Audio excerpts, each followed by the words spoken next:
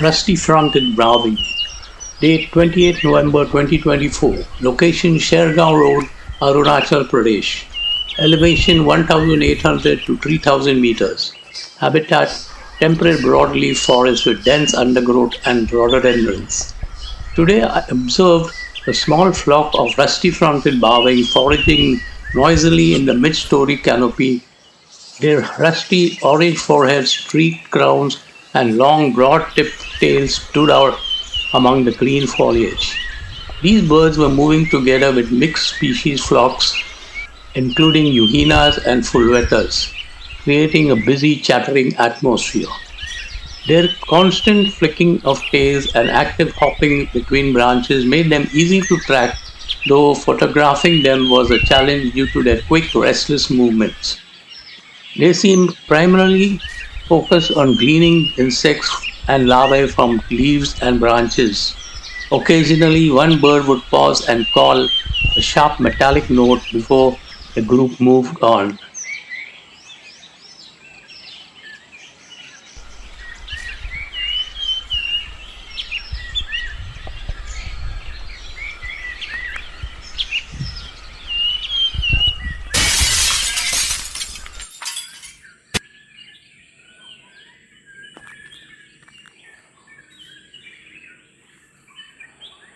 Whiskered Yuina, a little jewel of the eastern hills. High up in the misty mountain forests of the eastern Himalayas and Indo-Burma hills, among moss-draped branches and rhododendron canopies, flits a small little bird that is as charming as it is elusive. The whiskered Yuhina, with a jaunty crest, bold facial markings, and energetic disposition, this little passerine captures the hearts of birders and naturalists wherever it appears. Measuring just about 12 centimeters in length, the whiskered Yuhina is instantly recognizable by its prominent black and white whiskered face pattern, soft brown upper parts, and warm buff underparts.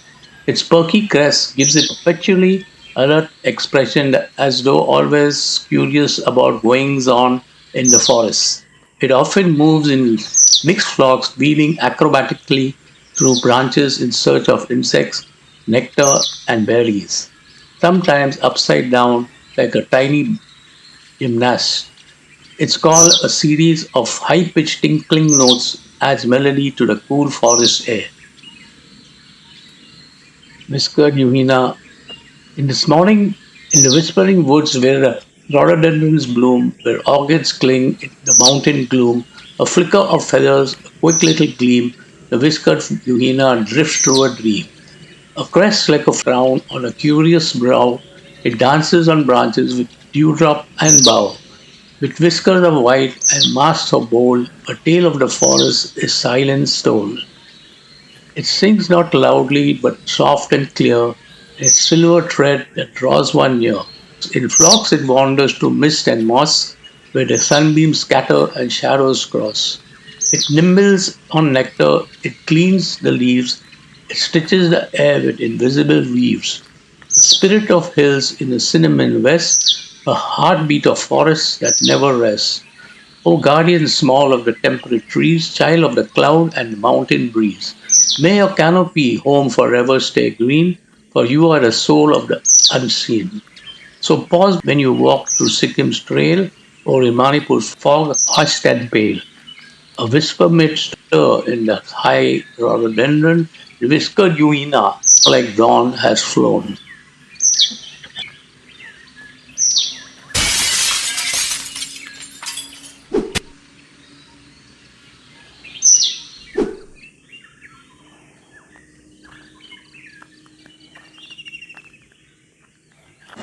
This morning I observed a stunning yellow-cheeked tit high up in the moss-draped canopy. Its bright yellow face, bold black crest instantly stand out against the forest backdrop.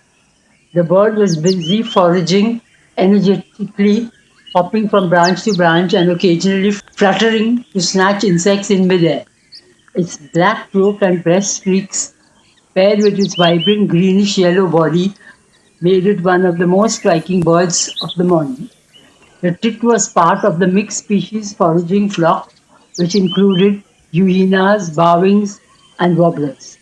It appeared highly active and acrobatic, often hanging upside down or reaching beneath leaves in search of insects. Occasionally, it let out a loud, clear whistling call which echoed sharply through the still forest. At one point, it paused to preen, revealing a beautifully patterned wing and tail in the soft, filtered light. The yellow-cheeked tit was a standout species during today's birding session, equal parts bold and elegant. Watching it so closely in this natural rhythm offered not just a good tick on the list, but a moment of real connection with the lively forest life of the eastern Himalayas.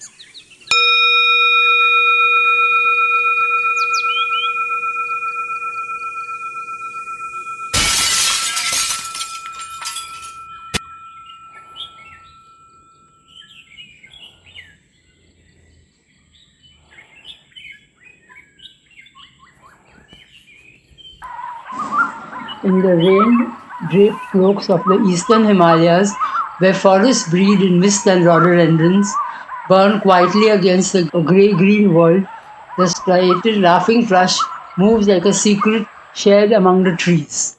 Clad in soft chocolate brown feathers, etched with fine ivory streaks, it is not a bird that dazzles with color, but with grace, voice, and presence, a creature of gentle drama and woodland song. It travels not alone but in close knit bands, fluttering through oak and rhododendron groves, their calls bubbling like a mountain brook over stones, laughing, yes, but not in joy or mockery, rather with the deep, timeless music of the forest itself. Their tails fan like old bookmarks fluttering between shadows and dapple light, while their eyes gleam with a quiet intelligence born from the rhythm of leaves and the weight of rain. They do not hurry, but neither are they still. Striated laughing thrush rustle through the undergrowth, sift moss from stone, lift bark with practiced ease, gleaning beetles and grubs like forest poets reading hidden lines from the earth. Their street notes rise and fall with each soft call, blending with the wind and the hush of pine needles in winter. And when the sun breaks for a moment through the clouds, they gleam not in brilliance, but in harmony, in tone and texture that belongs to the land. To hear them is to feel the pulse of the eastern Himalayas, to know that beneath the surface of silence the forest sings, and to see them, even briefly through misted lenses or a shaking branch, is to glimpse something ancient and intimate, a memory in feathers, a laughing whisper of the mountain soul.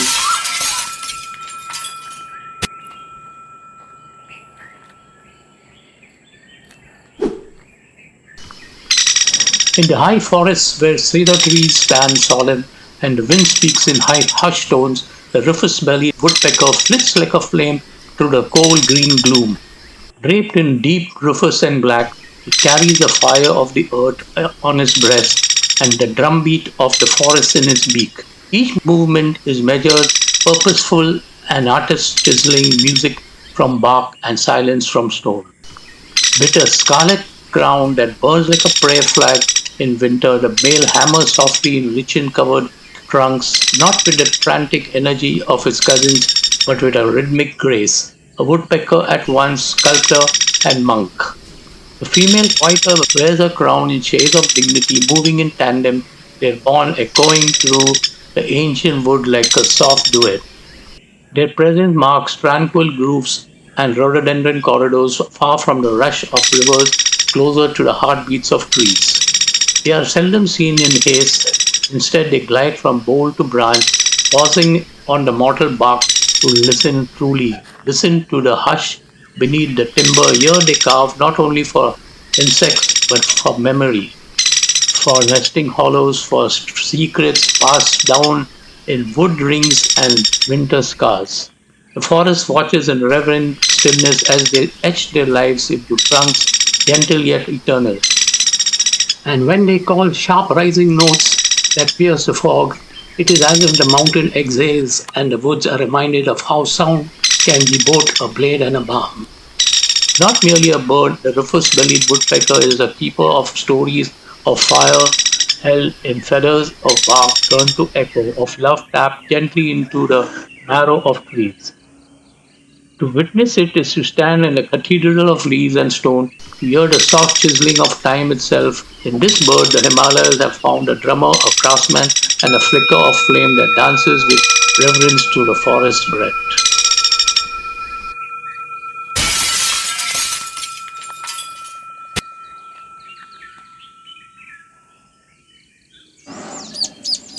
The chestnut-tailed minla, also known as the bark-throated siva, is a delightful and energetic bird of the eastern Himalayan forest, known for its vibrant plumage, social nature, and constant motion.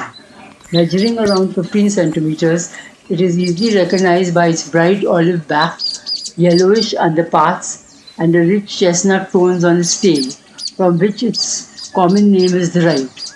Its fine black toothed stripes gives rise to the alternative name bar-throated, adding to its elegant and intricate appearance. A soft white eye ring and active behavior further distinguish this bird in the dense mountain canopy. The chestnut-tailed manila inhabits temperate forests, especially those dominated by oak, rhododendrons, and bamboo, at elevations from 1,800 to 3,000 meters. It is a highly social species, often found in flocks of 5 to 20 individuals, and frequently part of mixed species foraging parties where it moves energetically through the canopy, gleaning insects, spiders, and small berries. Its constant chattering, quick wing flicks, and lively movements add animation to even the quietest forest trails. Despite their small size, these birds are vocal and fearless, sometimes coming quite close to observers. Breeding occurs during spring and early summer when pairs build nests, cup-shaped nests in shrubs or low trees, often well hidden by foliage. Both parents participate in feeding the young, and their cooperative nature is reflected in their flocking behavior year-round. The species' active foraging helps in controlling insect population, and their frugivorous habits make them valuable seed dispersers, reinforcing their ecological importance in the forest ecosystem. In birding destinations such as Eagle Nest, Wildlife Sanctuary, Mandala, and Dirang in Arunachal Pradesh, the chestnut-tailed manila is a highlight for enthusiasts. Its bold colors, playful demeanor, and melodious contact calls make it a joy to observe.